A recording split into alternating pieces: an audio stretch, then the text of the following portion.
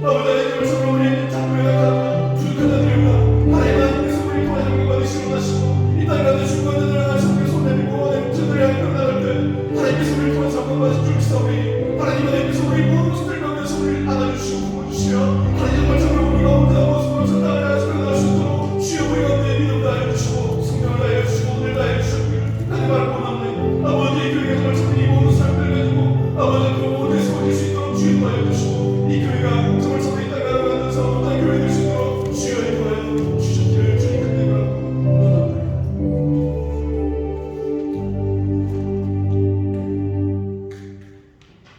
다같이 묵도하심으로 10월 셋째 주일 성령 강림 21번째 주일 예배 하나님께 드립니다. 묵도하십니다.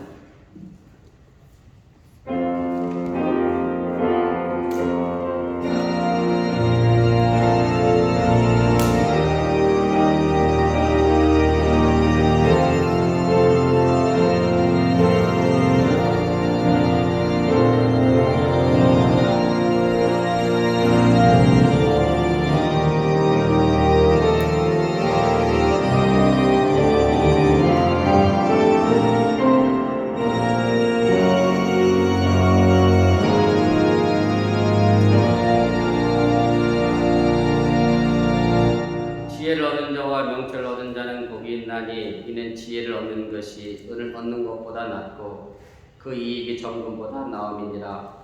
지혜는 진주보다 귀하니 내가 사모하는 모든 것으로도 이에 비교할 수 없도다. 아멘.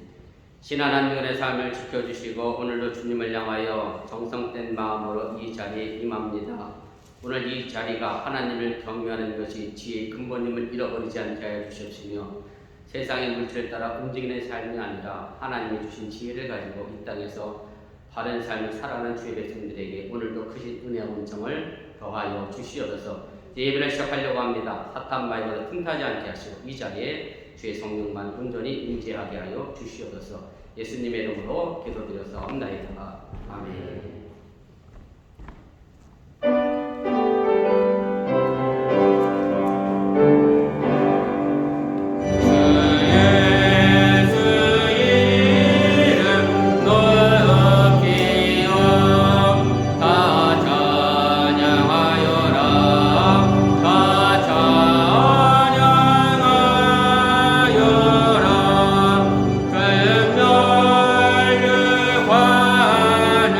그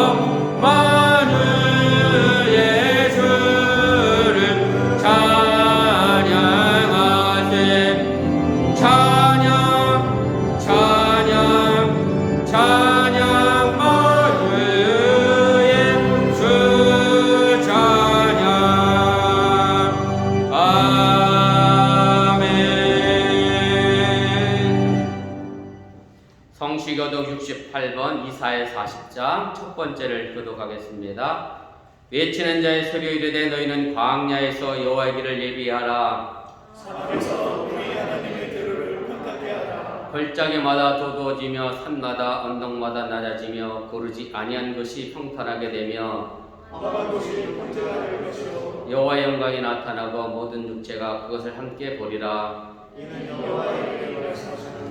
말하는 자의 소리여 이르되 외치라. 대답하되 내가 무엇이라 외치리이까 하니 이르되 모든 육체는 피요 그의 모든 나무가 그의 꽃과 같으니 풀은 마르고 꽃은 시듬은 여호와의 기운이 그 위에 불미라. 이 백성은 실로 풀이로다. 푸른 나무로 꽃은 시드나 우리 하나님의 말씀은 영원히 서리라. 아멘. 전능하사 천지를 만드신 하나님 아버지를 내가 믿사오며 그 외아들 우리 주 예수 그리스도를 믿사오니 이는 성령을 인케하사 동정녀 말에 견하시고 본디오 빌라도에게 권을 받으사 십자가에 못 박혀 죽으시고 장사한 지 사흘 만에 죽은 자 가운데서 다시 살아나시며 하늘에 오르사 전능하신 하나님 우편에 앉아 계시다가 죄로서 산 자와 죽은 자를 심판하러 오시리라. 성령을 믿사오며 거룩한 공예와 성도가 서로 교통하는 것과 죄를 사하여 주시는 것과 몸이 다시 사는 것과 영원히 사는 것을 믿사옵나이다. 아멘.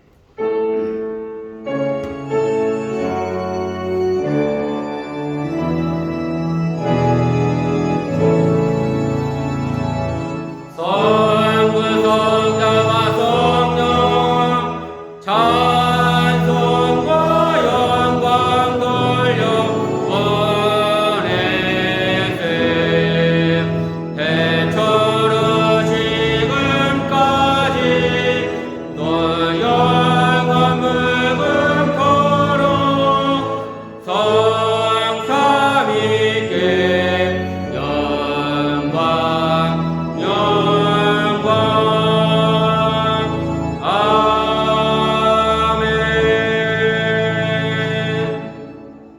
자리에 앉아주시기를 바랍니다. 이 시간을 위하여 백중기 집사님 우리를 대표하여 기도 인도하십니다.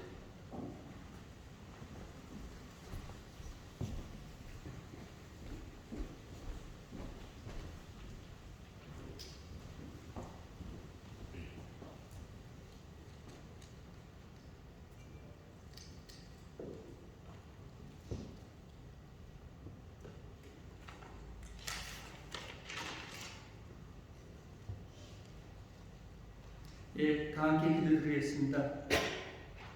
하나님 아버지, 지난 한 주간도 주님의 품 안에서 코로나로 인한 건강의 병과 경제적인 어려운 상황 속에서도 저희들이 주님의 은혜 가운데 품어주시고 보호케 하여 주심에 감사드립니다.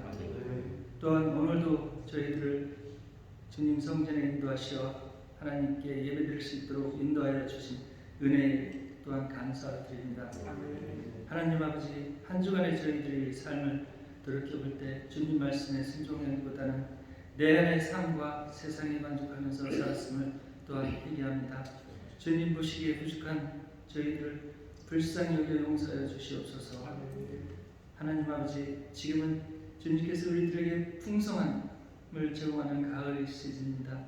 가을 들녘을 돌아보면 알곡이 가득한 열매는 감사함과 겸손하여 고개를 숙이고 풍요함을 주지만 알곡이 없는 쭉정이는 교만하여 겸손함도 없이 자신이 최고인 것처럼 고개를 들고 있습니다. 저희들의 믿음생활 또한 돌이켜볼 때 쭉정이와 같은 믿음으로 살아왔는지 회개하고 하나님 말씀이 알곡이 풍성한 영적 말씀이 믿음의 열매가 가득하게 하여 주시옵소서. 하나님 아버지, 오늘 또 여기에 모인 성도들 가운데 가족의 건강 문제, 경제적인 문제, 직장의 문제, 자녀들의 학업 문제 등 각각 이 이유로 하나님께 간구하는 기도가 있습니다. 이들의 기도를 합당히 여기시어 응답하여 주시옵소서. 하나님 아버지, 오늘도 단회에 서시어 말씀을 전하시는 목사님과 목사님의 가정의 영육간의 강건함으로 지켜주시고 오늘 선포하시는 말씀을 통해 말씀을 듣는 저희 심령마다 성령의 역사가 뜨겁게 체험하게 하여 주시옵소서. 또한 오늘 이제 마음의 상처가 있는 자에게 오늘 말씀을 통해 위로받게 하시고 회복되는 은혜를 베풀어 주시옵소서. 하나님 아버지, 보이지 않는 곳에서 마음을 담아 예배를 준비하는 성도들이 있습니다. 기쁘게 받아주시고 은혜와 복을 내려 주시옵소서. 주님께 감사와 영광을 돌려드리며 예수님 이름으로 기도드립니다. 아멘.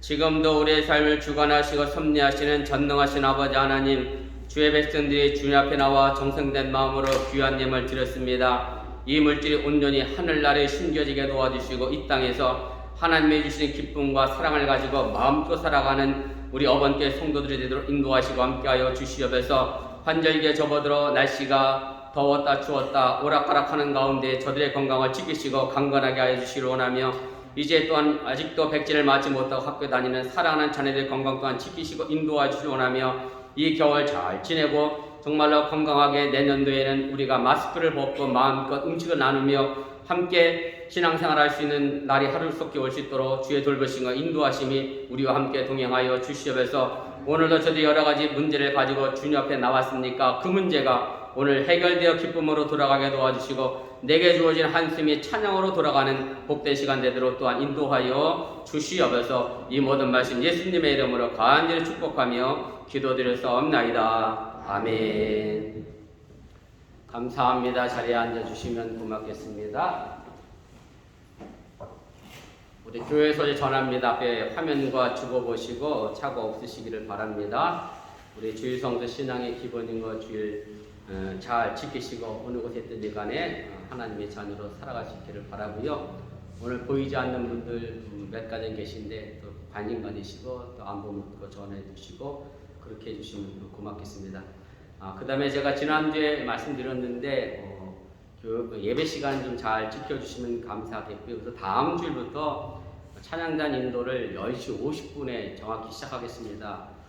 제가 왜 특별히 주일 예배 시간을 말씀드리냐면 일부 예배의 주일학교 교사들이 10시에 와서 예배를 드려요. 뉴스도 10시에 오고 그 다음에 주일학교가 11시에 예배를 정시에 시작하거든요. 그래서 여기서 자꾸 늦어지면 주일학교 교사들이 더 많은 시간을 저기서 할애해서 애쓰고 수강 10시부터 나와서 애쓰시는데 여러분들이 내 자녀가 주일학교 안 다니고 뭐 뉴스에 없다 그래서 자꾸 늦어지면 사실은 저 아래에서 봉사하시고 헌신하신 분들이 더 어려워집니다. 그러니까 여러분들 두루두루 좀 생각하셔서 조금 더 일찍 지금 오시는 것보다 한 10분 정도 더 일찍 나오신다 생각하시고 예배 시간 참석하셔서 우리 찬양단도 10시 50분에 정확히 시작해서 예배 드릴 수 있도록 그렇게 협조해 주시면 고맙겠습니다.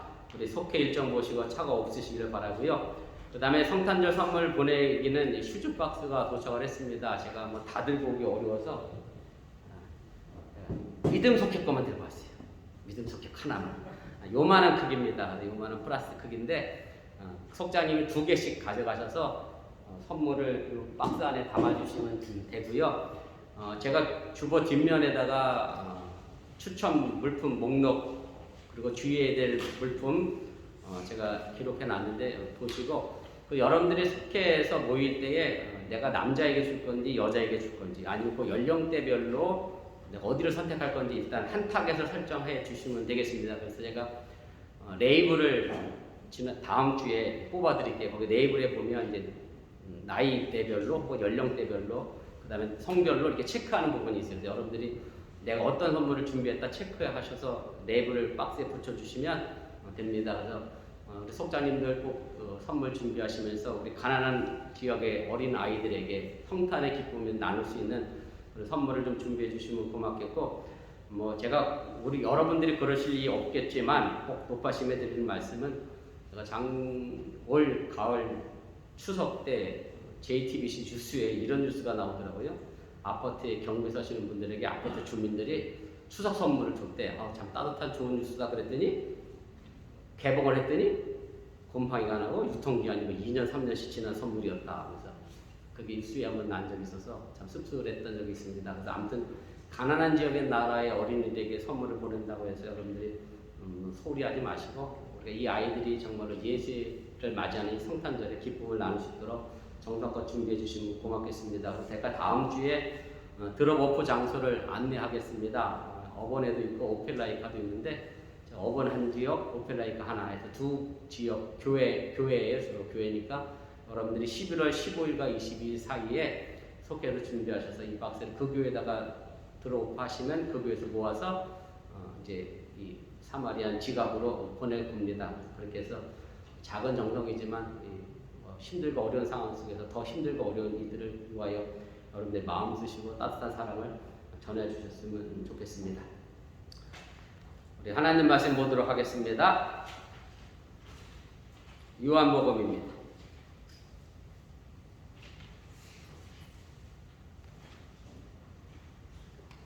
요한복음 2장 1절부터 우리 11절까지 말씀입니다. 우리 한 절씩 교독하시고 11절은 우리 함께 읽도록 그렇게 하겠습니다. 사흘째 되던 날 갈릴리 가나에 혼례가 있어 예수의 어머니도 거기 계시고 예수와 그 제자들도 혼례의 청함을 받았더니 포도주가 떨어진지라 예수의 어머니가 예수에게 이르되 저들에게 포도주가 없다 하니 예수께서 이르시되 여자여 나와 무슨 상관이 있나이까 내 때가 아직 이르지 아니하였나이다. 그의 어머니가 하인들에게 이르되 너희에게 무슨 말씀을 하시든지 그대로 하라 하니라. 거기에 유대인의 정결로 주식을 따라 그 세통 그는 돌로나니 6이 돌리니라. 예수께서 그들에게 이르시되 항아리에 물을 채우라 하신지 아기까지 채우니 이제는 떠서 연회장에게 갖다 주라 하시네. 갖다 주었더니 연회장은 물로 된 포도주를 맛보고도 어디서 났는지 알지 못하되 물돈 하인들은 알더라. 연회장이 신랑을 불러 말하되 사람마다 먼저 좋은 포도주를 내고 취한 후에 낮은 것을 내거늘 그대는 지금까지 좋은 포도주를 두었도다 하니라. 예수께서 이 첫 표적을 갈릴리 가나에서 행하여 그의 영광을 나타내심에 제자들이 그를 믿으니라. 아멘. 교회를 다니는 사람이 걸리기 쉽고 참 고치기 어려운 일종의 고질병이 있습니다. 물론 여러 개가 있겠지만 제가 제 경험과 여러분들을 보면서 제가 찾아낸 고질병이니까 여러분들은 이 병에 걸렸는지 안 걸렸는지 잘 살펴보시면 좋겠습니다. 첫 번째는 우리 교회는 별로 없는 것 같아요. 여러분들은 설교만 시작하면 주보를 보는 분들이 계십니다. 목사님 설교엔 별 관심이 없고 목사님 오늘 무슨 말씀을 하시는지 관심 없고 주보에 내가 헌금을 했는데 내 이름이 잘 나왔나, 오늘 주보에 오타가 없는지 오타 찾아서 저한테 얘기하는 분들 가끔 계세요. 저희 교회는 이제 덜 했는데 아무튼 그런 분들이 계십니다. 두 번째는 저도 이거 심각한 병이에요. 저도 걸린 병이에요.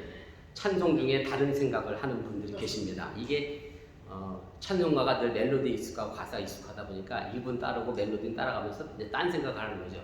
제가 그래서 줄 몇 번 건너뛰었잖아요, 그죠? 줄도 몇 번 건너뛰고, 뭐 가수도 몇 번 건너뛰고. 저도 참 이 병 고치게 해야 할 상황인데 자꾸 그 다음을 제가 생각해서 그래.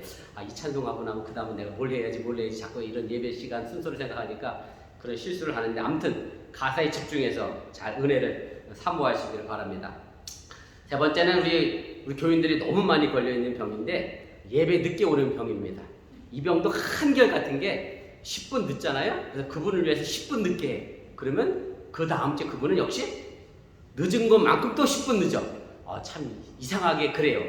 사실은 이 병도 참 고쳐야 되는데 우리 어번께도 다음 주부터 이 병 꼭 고칠 수 있기를 주님의 이름으로 부탁을 드립니다. 네 번째는 이 목사의 설교를 들으면서 이런 생각을 하는 분들이 계세요. 무슨 얘기냐면 오늘 설교는 그 암흑의 집사가 꼭 들어야 되는데 오늘 마침 또 안 왔네. 이 얘기를 그 사람이 꼭 들어야 되는데 이러고 반대로 또 이렇게 생각하는 분이 있어. 목사님이 뭔가 좀 안 좋은 설교를 하거나 뭐 지적하거나 책망하는 설교를 하면 저 목사가 또 오늘 또 나들으라고 그걸 또 콕 집어서 저렇게 얘기를 하네. 진짜 치사하다 뭐 이렇게 생각하는 분이 계신데 사실은 설교는 어느 특정인 사람을 향하여 제가 하는 설교가 아닙니다. 우리 모두가 다 들어야 될 설교고, 물론 설교를 저도 그 설교를 들어야 될 대상 중에 한 분이니까 여러분들이 오해 없기를 바랍니다. 제가 이 네 가지 정도를 말씀드렸는데 사실 이 증상들은 거의 대부분이 이제 습관성이라고 하는 것이고요. 이 습관이 참으로 무서운데 어떻게 습관을 들이냐에 따라서 이제 신앙생활의 태도가 달라지기 때문에 그렇습니다.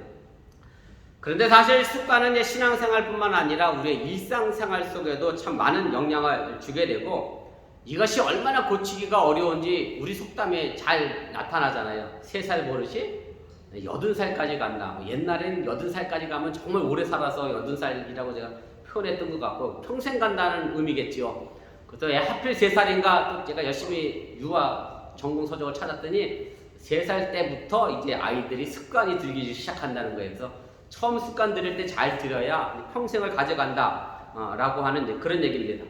그래서 신앙생활뿐만 아니라 살면서 내가 한두 번 자신의 편의와 타협하다 보면 그것이 이제 습관이 되고, 습관이 되면 결국 내 삶의 만성이 되어버리게 되고요. 그것이 지속되면 자신이 하고 있는 행동이 잘못되었다고 다른 사람이 말해주어도 쉽게 고치지 못하게 되고 받아들이지 못하고 오히려 그 부분을 지적하는 사람에게 화를 내는 우리의 모습을 종종 보게 된다는 그런 말씀입니다.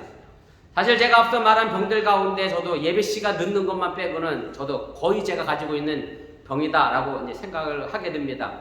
저도 예배 인도자나 설교자가 아니고 가끔 남의 교회 가서 예배 드릴 때가 있잖아요. 그럼 저도 비슷해요. 저도 열심히 봐. 그리고 목사님 설교 들을 때 아유 요 설교는 우리 교회 누가 꼭 들으면 참 좋겠는데 그분이 여기 없네. 뭐. 저도 다 걸린 병이 있긴 합니다만 아무튼 오늘 말씀 속에서 이 고질병들을 저나 여러분들이 잘 고쳐낼 수 있기를 주님의 이름으로 부탁을 드립니다. 여러분들이 이미 잘 알고 계시지만 이제 마태복음, 마가복음, 누가복음을 가지고 이제 공간복음이다 그렇게 얘기하죠. 같을 공자에 볼관자를 써서 같은 관점으로 보고 기록했다. 그래서 예수님의 행적과 일생이 거의 비슷한 게 기록이 됩니다. 그런데 이제 요한복음 네 번째 복음서만은 좀 다른 관점에서 기록이 돼서 요한복음을 따로 이제 띄워놓고 이제 신학자들이 이야기를 하게 됩니다. 오늘 본문은 이제 요한복음에서 처음 나오는 이제 이적이죠. 우리 갈릴리 가나의 혼인잔치에서 예수님께서 물로 포도주를 만드신 그런 사건입니다. 이 내용이 참 간략하게 이렇게 정리가 될 수 있는데 사실 본문 내용을 자세하게 들여다보면 참 이상하고 궁금한 점이 많이 있음을 우리가 알게 됩니다. 먼저는 우리 혼인잔치가 일어난 장소에 대해서 좀 의구심을 가질 필요가 있습니다. 예수님이 갈릴리 가나라고 하는 동네에 아무런 연관이 없고 연고도 없는데 왜 하필 초대받은 잔치 자리가 갈릴리 가나였느냐라고 하는 장소 문제고요. 두 번째 이 결혼식인데 사실은 신부가 등장하지 않습니다. 신랑도 등장하긴 하는데 구절에 딱 한 단어, 한 번 등장하고 아무 언급이 없습니다. 그리고 세 번째, 잔치에 꼭 있어야 될 포도주가 떨어졌다라고 하는 얘기죠. 물론 넉넉히 준비해야 될 포도주였을 텐데 떨어졌을 것이고, 저는 뭐 경상도는 잘 모르겠는데 전라도에서 결혼식 하면 잔치하면 빠지지 않아야 될 게 있대요. 홍어회는 꼭 들어가야 되는데 전라도는. 경상도는 뭐가 꼭 들어가야 돼 잔치에? 특별한 거 없어요? 네. 웬만하면 경상도뿐이라. 아무튼 꼭 그 지역에 빠지지 않아야 될 것이 있잖아요. 사실 그것은 좀 넉넉하게 준비하는 편일 텐데, 그런데 이제 그 포도주가 이제 떨어졌다라고 하는 얘기고요. 네 번째는 예수님이 어머니를 이제 부르는데 조금 어색한 표현이 나오죠. 어머니를 향하여 여자여 이렇게 불러요. 그래서 제가 오늘 아침에 일부 예배 때 한비야 이거 고집사님한테 어머니요 이렇게 얘기하지 않고 여자요 이랬다면 너한테 돌아오는 게 뭐겠니? 그랬더니 어느 어머니가 대신 대답해 주시더라고. 몰매가 돌아옵니다. 사실 한국 정서와 문화 속에서 자기 엄마한테 여자요 뭐 이렇게 얘기하는 건 좀 이해가 안 되는 이제 그런 부분이고요. 다섯 번째는 그럼 왜 이 이적을 예수님이 행하셨다라고 했는데 그걸 꼭 집어서 첫 번째 이적이었다라고 요한복음이 강조하고 있느냐라고 하는 얘기입니다. 여러분이 기억하실지 모르겠습니다만 제가 4년여 전에 이곳에 부임하러 오기 전에 제가 설교를 했어요. 첫 설교를 했잖아. 그리고 여러분들이 저를 담임자를 받을 거냐 안 받을 거냐 회의하셨는데, 제가 첫 설교를 준비하면서 물론 하나님의 말씀을 전한다라고 생각했지만 제 첫 설교를 통해서 제가 뭘 하려고 했겠어? 제가 이런 목사가 이런 사람입니다를 쉽게 말하면 알리려고 했던 목적이 있었을 거 아니에요. 그래서 사실은 첫 설교는 어디 가서 하든 참 중요하게 생각하고 더 관심을 갖고 준비할 수밖에 없습니다. 그러면 요한복음 저자는 왜 이 이적을 꼭 집어서 이것이 예수님이 행한 첫 번째 이적이다. 사실은 다른 복음서에는 이 이적이 첫 번째로 등장하지 않는데 요한복음은 꼭 집어 그렇게 이야기하고 있다고 하는 얘기는 정말로 이 이적이 요한복음에게는 중요했기 때문에 그런 강조점을 두고 있다라고 하는 얘기입니다. 제가 오늘 이 제기한 이런 이상하고 이제 궁금한 점들을 중심으로 말씀을 전하려고 하는데, 제가 말씀드린 이 의문점들이 결국 물로 포도주를 만드신 사건의 중요한 상징적인 의미가 이제 들어 있습니다. 아마 어려서부터 신앙생활 하신 분들은 뭐 잘 아실 어린이 찬양인데, 저도 꽤나 많이 불렀고 교육전도사 시절에 저도 많이 불렀던 찬양인데, 저 혼자 하겠다면 또 말릴 분들이 많으셔서 저도 이제 영리한 사람이라 같이 하겠습니다. 앞에 가사 있으니까 생각나시는 대로 같이 좀 따라가 주시면 좋을 것 같아요.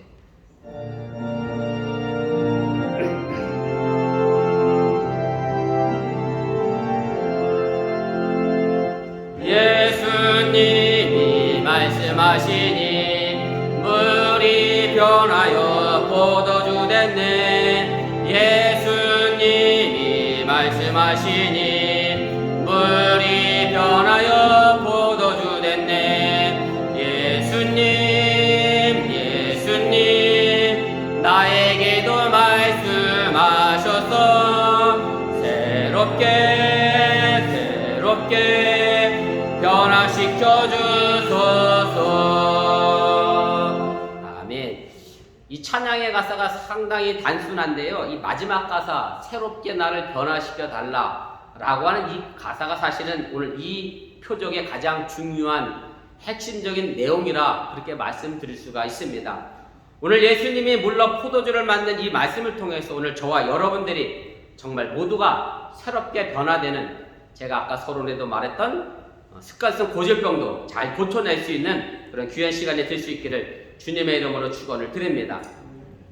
첫 번째 의문점인 장소 문제부터 좀 풀어가 보도록 하겠습니다. 오늘 본문에 나오는 이 무대가 이제 갈릴리 가나입니다. 예수님과 아무 상관이 없는 지역이고요. 왜 그럼 요한복음 저자는 이 첫 번째 기적을 갈릴리 가나라고 하는 동네에서 시작되었느냐라고 무대를 제공했느냐라고 하는 얘기인데, 사실 이거는 요한복음 1장 바로 2장 바로 앞에 있는 내용이에요. 43절부터 47절까지가 나와 있는 내용에 연관된 그런 이야기입니다. 거기 보면 나다나엘이라고 하는 사람이 등장하는데, 예수님이 제자를 불렀어요. 빌립이라고 하는 제자를 불렀어요. 근데 이 빌립과 나다나엘은 둘이 친구였습니다. 그래서 빌립이 먼저 예수를 만나고 나서 나다나엘에게 찾아가서 이렇게 얘기를 하죠. 야, 내가 구약 성경에 여러 선지자들이 증언한 사람을 만났다. 이 사람이 정말 메시아다, 그리스도다. 근데 이 사람이 누구냐면 요셉의 아들 나사렛 예수다. 이렇게 얘기를 해요. 그랬더니 그 얘기를 들은 나다나엘이 뭐라 그러냐면, 야, 나사렛에서 무슨 선한 게 나겠냐. 뭐 요즘 우리식으로 얘기하면 개천에서는 절대 용 못 난다. 아유, 그 촌구석 그 시골 동네 나사렛에서 태어난 예수가 어떻게 메시아가 될 수 있느냐, 그리스도가 될 수 있느냐 라고 하는 이제 그런 얘기가 나옵니다. 근데 결국 이 나다나엘이 예수님의 이제 제자가 되게 되는데, 그런데 이 나다나엘과 가나가 무슨 관계가 있느냐라고 하면 요한복음 21장 제일 마지막 장인데요, 예수님께서 부활하셔서 제자들을 만나시는 그 장면에 보면 21장 2절입니다. 제가 읽을게요. 시몬 베드로와 디두모라는 도마와 갈릴리 가나 사람 나다나엘과 세베대의 아들들과 또 다른 제자 둘이 함께 있더니, 이렇게 돼 있어요. 그래서 갈릴리 가나는 누구의 고향이냐면 나다나엘이라고 하는 사람의 이제 고향입니다. 예수님이 나다나엘의 고향에서 첫 번째 이적을 행하신 이유가 있다라고 하는 얘기고요. 요한복음 1장에 등장하는 예수님과 나다나엘의 이 모습 속에서 왜 갈릴리 가나가 선택되어져야 하는가를 우리가 생각해 볼 필요가 있습니다. 예수님과 이 나다나엘의 관계는 이런 관계입니다. 제가 지금 수요 성경 공부 시간에 마가복음 14장 거의 끝나고 이번 주에 15장 갈 건데, 산헤드린 공회에서 예수님을 이제 잡아주기로 결의를 하죠. 산헤드린이라고 하는 것은 유대교의 최고의 행정기관이고 사법재판기관이고 종교적 기구입니다. 그래서 거기엔 제사장, 그 다음에 장로, 바리새인들, 서기관들을 포함해서 70명이 이제 구성이 되어 있어요. 그래서 나다나엘은 사실은 예수님이 오기 전에 어떤 사람이었겠어요? 유대교에 못 박혀 있던 사람이고, 우리식으로 얘기하면 뼈까지 유대교인이 나다나엘이고 골수분자 유대교가 바로 나다나엘입니다. 그래서 예수님과 나다나엘의 관계는 결국 예수님과 산헤드린 공회의 관계와도 같은 거고 결코 좋지 못한 관계임을 이제 이야기를 하게 되는데, 그런데 그런 나다나엘이 예수님의 제자가 되는 것으로 요한복음에 보면 결론이 이제 나게 됩니다. 바로 그 나다나엘의 고향에서 예수님께서 이적을 베푸셨는데, 이것이 바로 어떤 장소냐면 결혼식하는 장소입니다. 혼인잔치 자리라고 하는 얘기입니다. 결혼식이라고 하는 것 여러분들도 다 했으니까, 남자와 여자가 부모님을 떠나서 새로운 관계를 맺는 자리, 새로운 계약을 맺는 자리의 출발점이 바로 결혼식입니다. 바로 이 결혼식에서 새로운 관계를 맺었던 것처럼 바로 예수님과 유대교 골수부자 나다나엘이 이 갈릴리 가나 혼인잔치에서 새로운 관계를 정립하고 맺었다라고 하는 사실을 여러분들이 잊지 마시기를 바랍니다. 제가 아까 말씀드렸는데, 근데 이 결혼식에는 신부가 등장하지 않습니다. 신부의 모습이 전혀 있지가 않습니다. 결혼식에 신부가 없으면, 가끔 드라마에는 신부가 도망도 가다만요, 신부가 도망가 버리면 이 결혼식은 존재할 수가 없는데, 그런데 왜 여기에 신부가 등장하지 않느냐라고 생각해 본다라고 하면 바로 신부가 우리 자신이어야 한다는 사실을 여러분들이 믿으시길 바랍니다. 그래서 갈릴리 가나의 결혼식은 예수님과 사람과 새로운 관계를 맺는 귀한 자리, 더 좁혀 말하면 예수님과 유대교 골수분자였던 나다네엘이 새로운 관계를 맺는 자리고, 좀 확대해서 이야기하면 예수님과 우리 자신이 새로운 관계를 맺는 결혼식의 자리여야 한다는 사실을 여러분들이 잊지 마시기를 바랍니다. 마태복음 25장에 가면 10명의 처녀 비유가 있잖아요. 10명의 처녀가 신랑 대신 예수님을 기다립니다. 여기서 나오는 10명의 처녀도 마찬가지입니다. 그 10명이 우리를 대신하는 거죠. 나도 예수님을 기다리는 10명의 처녀가 되어줘야 한다라고 하는 얘기고, 그래서 우리는 신부고 바로 예수님은 우리의 신랑이 되신다라고 하는 사실입니다. 여러분들이야 저보다 우리 백지사님은 더 오래되셨으니까 안 날 수도 있는데 결혼식 기억이 어떤지 모르겠어요. 저는 결혼식 날 기억이 나요. 제가 고향교회에서 결혼식을 했거든요. 집사람 고향교회이기도 하고 제 고향교회이기도 하고, 이제 주례 목사님이 강단에 서서 이제 신랑 입장을 외쳤잖아요. 신랑 입장 이러면 제가 이제 쫙 걸어 들어가잖아요. 근데 교회가 그 동네에서 제일 컸던 교회라 이게 되게 길었어요. 이 짧은 다리로 엄청 빨리 걸어갔어요. 빨리 결혼하려고. 그래서 이게 신부를 맞으려고 딱 돌아섰잖아요. 그랬더니 주례 목사님이 이렇게 얘기를 하시는 소리가 제 귀에 들렸어요. 신랑이 입장하면서 싱글벙글 웃으며 들어와서 분명 첫 딸 날 겁니다. 이런 멘트를 하셨던 기억이 있어요. 그래서 제가 첫 딸을 못 낳았는데, 아무튼 어쨌든 제가 그렇게 싱글벙글 하시면서 이제 결혼식장에 들어갔습니다. 혼인잔치 자리, 결혼식은 사실은 싱글벙글하는 자리여야죠. 기쁨으로 들어가야 하는 자리여야죠. 신부가 도망가는 자리가 되면 그게 어디 결혼식이라 말할 수 있겠느냐라고 하는 얘기고, 독주장에 끌려가는 소처럼 끌려가는 결혼식장은 결코 되어서는 안 된다라고 하는 그런 말씀입니다. 지금 여러분들이 찾아오신 바로 이 자리가 예수님과 우리가 새로운 관계를 맺어가는 결혼식의 장소이기도 하고 혼인잔치의 자리라고 하는 사실을 잊지 마시기를 바랍니다. 그리고 이 자리에 찾아오시는 여러분들의 얼굴과 마음에도 역시 싱글벙글하는 웃음과 기쁨이 떠나지 않는 그런 자리가 되어줘야 한다라고 하는 얘기입니다. 여러분들 이 자리에 나와서 예배 드리면서 말 그대로 독주장에 끌려가는 소 같은 마음으로 이 자리에 나와 예배 드린다라고 하면 예수님과 나와의 관계가 다시 한번 재정립되어줘야 하고, 정말로 내가 신앙의 기쁨을 회복하는 그런 자리가 되어줘야 한다는 사실을 여러분들이 꼭 잊지 마시기를 바랍니다.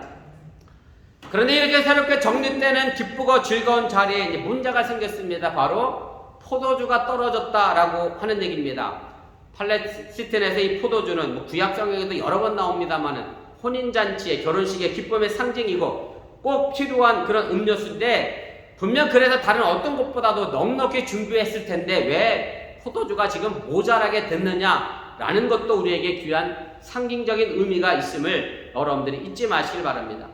오늘 예수님과 예수님의 제자들, 그리고 그곳에 있던 예수님의 어머니 마리아가 본 유대교의 현실은 바로 결혼식집에서 포도주가 떨어진 잔치집과 같은 상황이었다라고 하는 얘기입니다. 유대교에서는 더 이상 기쁨을 얻지 못하는 그런 상황이 지금 펼쳐지고 있음을 상징적으로 보여주고 있다라고 하는 얘기입니다. 여기서 말하는 기쁨이라고 하는 것이 단지 웃고 떠들고 즐기는 그런 기쁨만이 아닙니다. 무슨 말씀인가 하면 유대교에서 선포되어지는 하나님의 말씀이, 제사장을 통하여 선포되어진 하나님의 말씀이 이스라엘 백성들에게 기쁨을 주지 못했고 그들에게 영적인 갈급함을 해결해 주지 못했다라고 하는 얘기고, 오히려 예수님이 성전을 뒤집어엎고 정화시켰던 것처럼 정말 제사장들의 설교가 오히려 부정과 부패를 만들어내는 그런 온상이 되는 상황에서 결국 유대교는 더 이상 포도주와 같은 기쁨을 잃어버린 종교가 됐음을 요한복음 저자는 분명하게 이것을 말씀하고 있음을 깨달으시기를 바랍니다. 그런데 문제는 말씀을 통해 얻어지는 기쁨이 지금 내가 없다고 하면 나도 여전히 포도주가 떨어진 기쁨이 없는 신앙생활을 하고 있다라는 것에 여러분들이 관점을 가지시고 생각해 보시기를 바랍니다. 목사님이 전하는 설교가 내 마음에 아무런 깨달음도 없고 내 마음에 아무런 이해력도 없고 그 말씀을 통해서 내가 뭔가 기쁨을 얻지 못한다라고 하면 그저 목사님의 설교는 남의 이야기고 다른 사람이 들어야 될 이야기고 그저 강단에서 외치는 좋은 이야기에 불과하다라고 하는 얘기고, 있고, 그래서 매주 들려주는 이 말씀을 습관처럼 한쪽 귀로 듣고 한쪽 귀로 흘러버리면 우리 또한 포도주가 떨어진 결혼식 자리가 될 수밖에 없다는 얘기입니다. 제가 하와이에서 목회할 때 제가 전도했던 분이 계십니다. 전혜숙 집사님이라는 분이 계신데 제가 여름에도 가서 봤더니 얼마나 반갑게 맞아주셔서 제가 함께 만나고 월남국수를 저희가 워낙 좋아했었거든요. 거기서도 그 월남국수를 곱빼기를 사주셔서 제가 월남국수 먹고 그러고 왔는데, 현경이는 이분을 호랑이 할머니라고 불러요. 어린 현경이가 1학년 때죠. 하와이 초등학교 1학년 때 갔어요. 그때 이제 형규가 3학년이었고, 그러니까 이제 오빠한테 막 까불고 대들고 그러면 이 할머니가 형경이 무지 혼냈어요. 옛날에 오신 분이니까 어디 여동생이 오빠한테 이렇게 대드냐고 막 혼냈기 때문에, 그때 현경이는 이 집사님은 호랑이 할머니야. 여전히 호랑이 할머니를 기억하고 있는데, 근데 이분이 교회를 안 나오셨는데, 근데 그 동네 사람들이 워낙 작아요. 제가 어번도 작다 그러는데 어번보다 더 작아요. 차로 5분 10분이면 시내 다 끝나. 그러니까 그 동네 한인들이 뭐 살아야 몇 명이 살겠어요. 뭐 100명이 살겠어요, 200명이 살겠어요. 몇십 명밖에 안 계시니까 다 언니 동생이거든. 그러니까 이제 교회 먼저 나오시는 언니나 동생들이 이분을 어떻게든 우리 교회 나오게 하려고 전도를 많이 했었는데, 결국 이제 오셨는데 저한테 그러시는 게, 저희 집안이 원래 불교 집안이래. 교회를 갈 수가 없는데 교회를 왔다는 거야. 근데 왜 왔느냐 하면 이렇게 얘기를 했어요.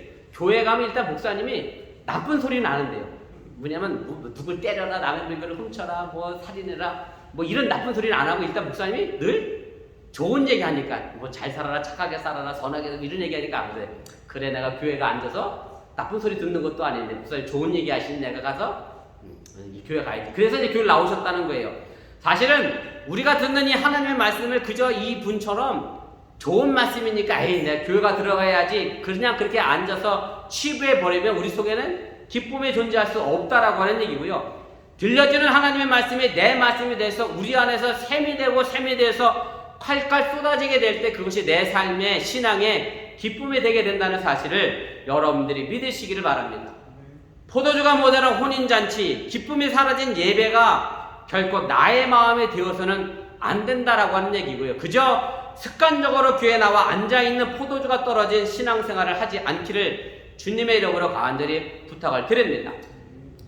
이제 포도주가 떨어진 것을 알게 된 예수님의 어머니 마리아가 예수님께 이 집에 포도주가 떨어졌다라는 말씀을 합니다. 사실 이 부분도 좀 이상한 부분이에요. 왜 예수님께 이 이야기를 했느냐?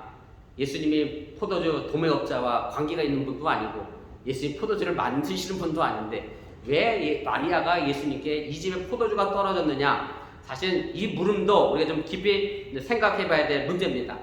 그런데 그 포도주가 떨어진 자리에 일단은 예수님이 함께하고 있다라고 하는 그것이 중요한 사실임을 또한 믿으시길 바랍니다. 이 말을 들은 예수님의 태도가 이해할 수 없게 이제 등장하게 되지요. 본문 4절입니다. 예수께서 이르시되 여자여 나와 무슨 상관이 있나이까? 먼저 당황스러운 건 이 여자여죠. 제가 아까도 말씀드렸습니다만은 우리가 한국문화 정서로 엄마한테 여자여 그러면 몰매가 돌아올 상황인데 사실은 이 헬러 단어가 귀네라는 단어인데 이게 영어든 한국말로든 참 번역하기 어려운 헬라 속에만 나와 있는 호칭입니다. 혹격이라고 얘기하겠죠. 영어 성경에는 디어 우먼이라고 번역이 됐고, 그래서 마땅히 뭐 우리나라 말로도 이게 번역하기가 참 어려워요. 우리가 2인칭 가지고 당신께서 이렇게 하면 2인칭이 3인칭 존칭이 되는 것 같은 것처럼 뭐 그렇게 번역 그렇다고 해서 당신께서 이렇게 얘기하기도 그렇고 엄마한테 아무튼 그러니까 이제 여자여라고 번역을 했는데 요한복음 19장 26절에도 보면 예수님께서 십자가에서 자신의 사랑하는 제자에게 어머니를 부탁할 때 이렇게 얘기해요. 여자여 보소서 아들이니이다 이랬거든요. 돌아가시면서 무리하게 자신의 어머니에게 여자여라고 했겠어요. 그래서 예수님이 이제 그런 분이 아님을 일단 여러분들이 상식적으로 이해해 주시면 좋을 것 같고, 그 다음에 나와 있는 이제 9절인데 나와 무슨 상관이 있나이까 라고 하는 이 부분입니다.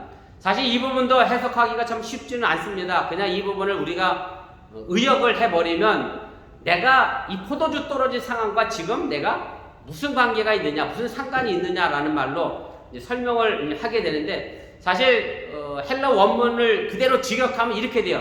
예수님과 마리아의 관계성 속에서요, 여자여 나와 당신과 무슨 상관이 있습니까? 라는 것으로 직역을 해볼 수가 있어요. 그래서 예수님과 예수님의 어머니의 관계를 새롭게 정립해 볼 필요가 있다라고 하는 얘기입니다. 예수님의 어머니 마리아가 예수님께 아들아 이 집에 포도주가 떨어졌다라고 하는 이 얘기를 육신의 아들 예수님에게 부탁한 건지 아니면 하나님의 아들 예수에게 부탁한 건지 그 관계를 생각해 봐야 한다고 하는 얘기고요. 육신의 아들 예수님께 부탁을 해봐야 이 집의 포도주는 결코 나올 수가 없다고 하는 얘기고 하나님의 아들 예수님께 포도주가 떨어졌다 얘기해야 이 문제가 해결될 수 있다라고 하는 사실을 여러분들이 믿으시기를 바랍니다. 그래서 예수님이 과연 누구냐, 예수님이 나와 무슨 상관이 있느냐, 그것이 신학적 용어로 얘기하면 기독론이라고 설명합니다. 예수님에게 나에게 어떤 관계가 있느냐, 그리고 그 관계는 지금도 우리가 물어야 하는 관계고, 그리고 나 스스로가 예수님과 나와 어떤 상관이 있는지, 어떤 관계가 있는지 답을 해야 한다라는 얘기입니다. 마가복음 5장 7절에 가면 거라사 광인에 귀신 들린 사람의 이야기가 있잖아요. 거기서 귀신 들린 사람이 예수님께 이렇게 질문을 해요. 지극히 높으신 하나님의 아들 예수여, 나와 당신이 지금 무슨 상관이 있나이까? 예수님과 거라사의 귀신 들린 사람과의 관계를 묻고 있는 그런 내용입니다. 그래서 요한복음은 끊임없이 우리에게 예수님과의 관계를 묻고 있고, 그리고 여러분들도 지금 나와 예수님과 어떤 관계가 있는가 스스로 묻고 대답해야 될 문제임을 여러분들이 잊지 마시기를 바랍니다. 제 고향에 계시던 권사님 가정 이야기를 좀 제가 하려고 해요. 제가 고향 교회를 떠났다가 제가 신학교 2학년 때 군대 갔다 와서 복학하면서 3학년 때 교육전도사로 갔는데, 근데 먼저 와 있었던 전도사님이 한 분 계세요. 그 고향교회 권사님의 아들이야. 저보다 2살 더 많은 형이었는데 그 형이 고등부 전도사를 했고 제가 중등부 전도사를 했어요. 근데 이 권사님 내부는 이 형한테 꼬박꼬박 전도사님 하면서 존칭을 해요. 뭐 교회 안에서야 뭐 전도사님이니까 하나님의 사역자로 보면 뭐 그럴 수 있다라고 생각하는데, 문제는 집에 가서 밖에서도 이 아들한테 전도사님 하면서 꼭 존칭을 해요. 그래서 제가 그래서 그때 지금도 생각하는 건 참 그 권사님 참 특이한 분이야. 어떻게 아들한테 교회에서야 뭐 그런다 치지만 집에서까지 어떻게 저렇게 전도사님으로 대우하고 호칭을 할까, 이렇게 생각을 했던 적이 있는데, 아들 전도사로 볼 거냐 아니면 하나님의 사역자 아들 전도사로 볼 거냐에 따라 그 관계가 달라질 수밖에 없다고 하는 얘기인데, 사실 우리는 이런 관계에 대한 정립이 우리에게 필요할 때가 있습니다. 무슨 얘기냐면, 회사에서 팀장인 김재희 선생님 팀장이세요? 아니요? 그럼 뭐예요, 집사님? 아유, 팀원이야? 아이고, 참. 우리 김지사님 빨리 팀장 숨겨내야 되겠네. 회사에서 팀장인 사람이 집에 왔는데 집에서도 무슨 역할을 해요? 팀장 역할을 하는 거야. 자기 아내한테, 자녀들한테 이래 저래라고 팀장 역할을 하면 되겠어요? 안 되겠어요? 안 되는 거죠. 회사에서 팀장이고 집에 오면 남편이고 아버지가 돼야 하잖아요. 근데 사실 저도 이 병이 심각해. 저는 주로 앞에서 설교를 하잖아요. 그래서 저는 집에 가서 좀 뭘 할까 주로. 우리 집사람하고 애들한테. 저도 계속 설교야. 이게 남편으로서 아내를 좀 이해하고 공감하고 그 아픔을 이제 따뜻하게 이게 안아주고 그래야 되고, 자녀들한테도 사회생활에 관련된 문제를 잘 조언하는데, 집에서도 저는 목사라 계속 설교만 해. 그러면요, 암만 목사 집안이라도 제대로 안 돼. 좋은 부부관계 맺을 수가 없어. 목사가 계속 못 세우면 안 되잖아. 남편도 되고 아버지도 되고. 사실 이런 관계 설정을 우리가 좀 제대로 해야 한다라고 하는 얘기고요. 그래서 우리 삶 속에서 예수님과 나의 관계 속에서, 그리고 신앙생활 속에서 예수님과 나의 관계를 늘 새롭게 정립하고 나가야 한다라고 하는 얘기입니다. 오늘 예수님의 어머니 마리아는 예수님과 어떤 관계를 정립했느냐면, 본문 5절 말씀을 보면 우리가 알게 됩니다. 너희에게 무슨 말씀을 하시든지 그대로 하라. 예수님에게 포도주가 떨어졌다라고 얘기했고, 그러면 예수님이 뭔가 액션을 취할 줄 알고 제자들에게 명령한 거예요. 하나님의 아들 예수는 반드시 이 문제를 해결할 테니 너희들이 이 예수가 뭐라 하든지 순종해라. 그렇게 말을 하게 됩니다. 바로 믿음을 통해서 맺어진 새로운 변화라고 하는 얘기고, 예수님을 하나님의 아들로서 분명히 무엇인가 할 수 있을 것이라고 하는 믿음을 가졌다라고 하는 그런 얘기입니다. 오늘 본문 6절 7절 말씀에 보면 이런 말씀이 있습니다. 유대인의 정결 예식을 따라 두 새통들은 돌 항아리 6이 놓였는지라 예수께서 항아리에 물을 채우러 하신즉 아귀까지 채우니 이렇게 되어 있습니다. 오늘 여기 정결 예식이라고 하는 단어가 나오는데 유대인들의 집에 가면 꼭 집 앞에 쉽게 말하면 세숫대야가 하나씩 있었다고 생각하시면 돼요. 이게 틀리지 않아요. 성전 앞에도 세숫대야가 있고, 무슨 얘기냐면 유대인들은 부정한 것과 정한 걸 구별했잖아요. 지금도 구별해서 돼지고기 안 먹고 뭐 이런 식으로. 그래서 이제 바깥에 나갔다가 내가 부정한 걸 뭐 만졌거나 부정한 데 걸어갔거나 내가 부정한 걸 봤거나, 그럼 집에 들어갈 때 그 부정한 걸 갖고 들어가면 안 되니까 뭘 하겠어요? 집 앞에서 손을 만졌으면 손 씻고, 눈을 봤으면 눈을 닦고, 발을 지나갔으면 발을 닦고, 이렇게 해서 집에 들어갔거든요. 그 정결 예식을 위하여 항상 집 앞에 이제 물 항아리가 있었다라고 하는 얘기인데, 그럼 이 집 앞에 놓여져 있는 이 돌 항아리, 물 항아리가 과연 무엇이겠느냐라고 생각해 본다라고 하면, 저는 우리의 마음이 이 또한 돌 항아리가 아닌가라고 생각을 하게 됩니다. 이 돌 항아리에 들어간 물이 있습니다. 이 물은 뭐를 위한 물이냐면 씻기 위한 물입니다. 그래서 다시 말씀드리면 사람을 깨끗하게 씻는 물이라는 말씀입니다. 요한복음에서 물은 가르침을 의미합니다. 이 가르침을 통해서 거룩한 마음, 성령을 갖게 됩니다. 예수님의 가르침인 거룩한 마음, 성령의 변화를 통하여 기쁨의 포도주를 맛볼 수 있게 된다라는 말씀입니다. 예수님은 물로 포도주를 만들기 전에 이 항아리에 물을 채우라고 말씀하셨습니다. 돌 항아리, 얼마나 딱딱하겠습니까? 딱딱한 돌 항아리에 물을 채웠는데, 바로 딱딱한 돌 항아리 같은 우리 마음속에도 예수님의 가르침, 말씀, 성령을 채워야 함을 여러분들이 믿으시기를 바랍니다. 예수님의 가르침이 내 안에 가득 찰 때 우리는 변화하게 됩니다. 내가 알지 못하는 사이에 우리 또한 기쁨의 사람으로 바뀌게 된다는 그런 말씀입니다. 여러분들이 하인들이 떠다가 준 물이 포도주로 바뀌었는데 언제 바뀌었을 것 같아요? 예수님이 하인들에게 물을 떠다 부라고 했을 때 바뀌었을까? 아니면 거기 있는 항아리 물을 떴을 때 바뀌었을까? 아니면 들고 가는 중에 바뀌었을까? 아니면 받아 마시는 사람들이 먹을 때 바뀌었을까? 언제 바뀌었을 것 같아요? 정답은 모릅니다. 저도 몰라요. 언제 바뀌었는지 몰라. 다만 먹은 사람이 진짜 포도주였다라고 알았다는 거고, 제가 뭔 말씀을 드리고 싶으냐면, 여러분들이 하나님의 말씀을, 예수의 말씀을, 성령을 이렇게 채워가면 나도 모르게 언젠가는 기쁨의 사람으로 바뀌어져 있고 변화되어져 간다는 사실을 여러분들이 믿으시기를 바랍니다. 그리고 이 포도주는요, 그 이전의 포도주와 완전히 다른 포도주임을 오늘 10절에서는 분명하게 말합니다. 사람마다 먼저 좋은 포도주를 내고 취한 후에는 낮은 것을 내고는 그대는 지금까지 좋은 포도주를 두었도다. 유대교에서 벗어난 새로운 기독교의 공동체의 탄생을 말하는 것이 바로 이 좋은 포도주. 예전에 맛없는 포도주는 유대교였고, 이 좋은 포도주는 우리가 믿고 있는 지금 그리스도교, 기독교라고 하는 사실을 여러분들이 분명하게 믿으시기를 바랍니다. 그리고 이 기쁨은 계속 되어져야 하고 식어서는 안 된다라고 하는 얘기고, 사실 계속해서 좋은 포도주를 만들어내기는 쉽지가 않습니다만은, 그러나 우리가 한결같이 좋은 포도주를 만들어낼 수 있어야 한다라고 하는 얘기입니다. 사람이 한결같다라는 말이 있잖아요. 주 안에서 좋은 뜻으로 한결같아야지. 제가 아까 서론에서 말했던 4병의 병을 가지고, 야, 그 사람이 10년 예수 믿었고 20년 예수 믿고 30 믿었는데 어떻게 한결같이 그렇게 고질병을 갖고 있냐, 이러면 안 되고, 아, 이 사람이 예수 믿더니 한결같이 기쁨의 사람이구나, 한결같은 사람이 되어져야 한다는 사실을 여러분들 잊지 마시길 바랍니다. 요한복음 이 갈릴리 가나의 이 표징은 하나님의 능력을 보여주는 귀한 말씀입니다. 믿는 자가 따르는 이적이고 표적이라고 하는 얘기입니다. 그렇기 때문에 이 표적을 통해서 예수님께서는 하나님의 아들로서 나타나게 됐고, 그리고 이 예수님이 하나님의 아들로 다른 사람들로 하여금 깨닫게 하기 위한 기적이었음을 여러분들이 믿으시기를 바랍니다. 오늘 같은 현상을 보고도 어떤 사람은 믿음을 갖고 믿음을 갖지 못하게 됩니다. 본문 11절이죠.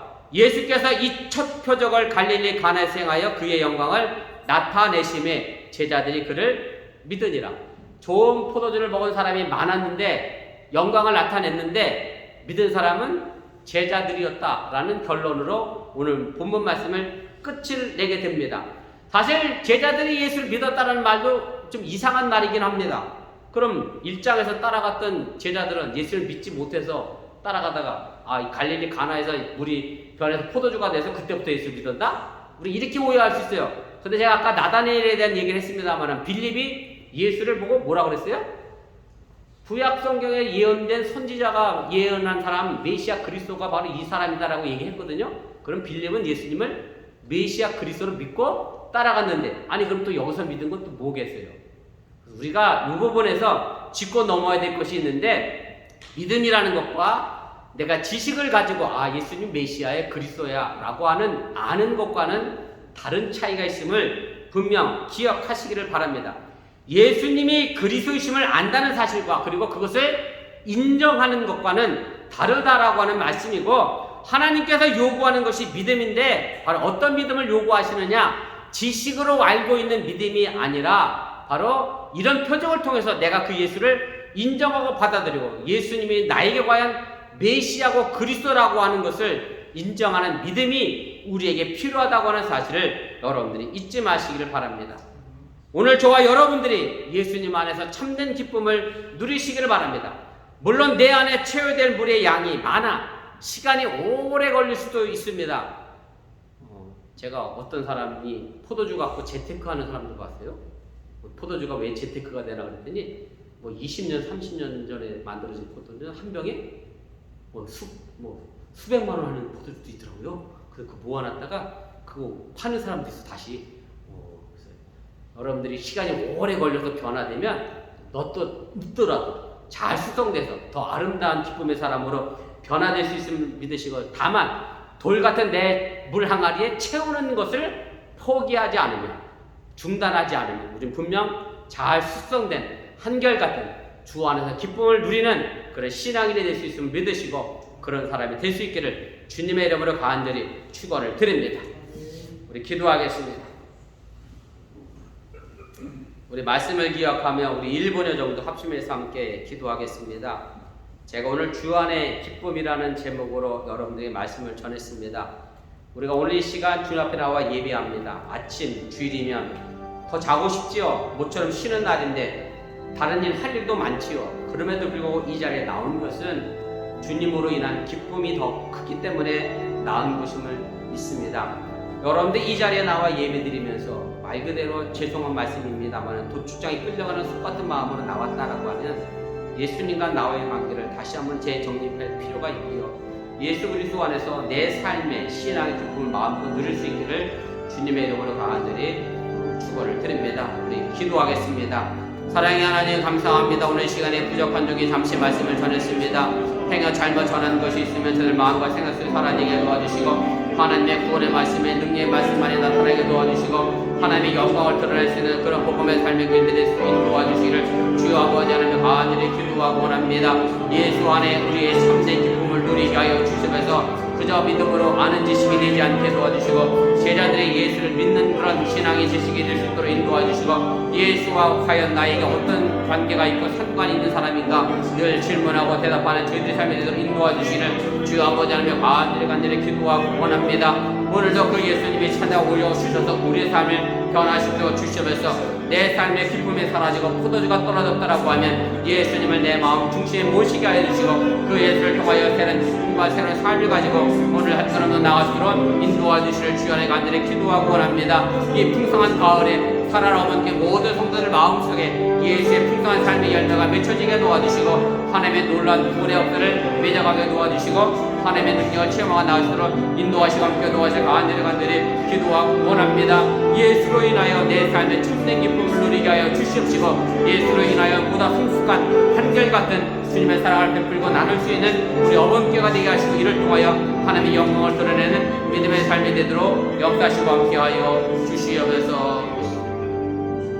사랑의 하나님, 주일 아침마다 주님 앞에 나와 예배드린 이 자리가 어떤 마음의 자리였습니까? 오늘 나다네일과 예수님이 갈릴리 가나의 혼인잔치 자리에서 새로운 관계를 정립했던 것처럼 이 예배의 자리가 예수님과 나와 결혼식의 기쁨의 자리가 되도록 축복하여 주시옵소서. 예수님의 이름으로 기도드렸사옵나이다. 아멘.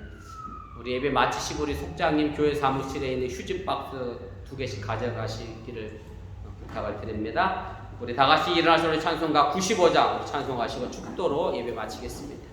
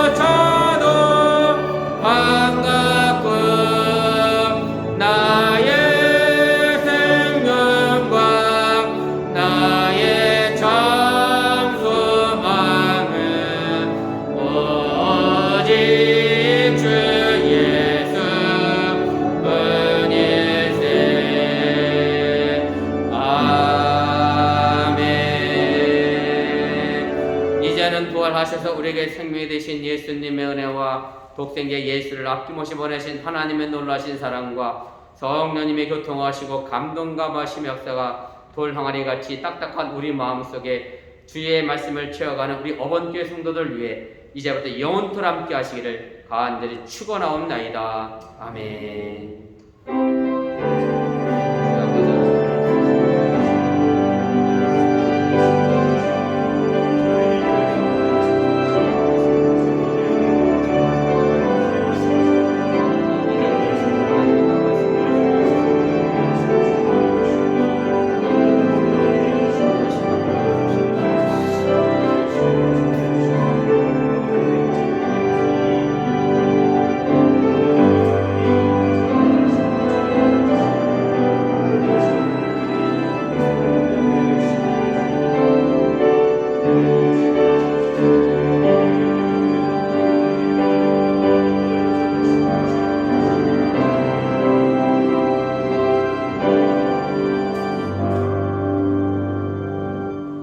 감사합니다. 한 주 건강하시고 다음 주에 뵙겠습니다.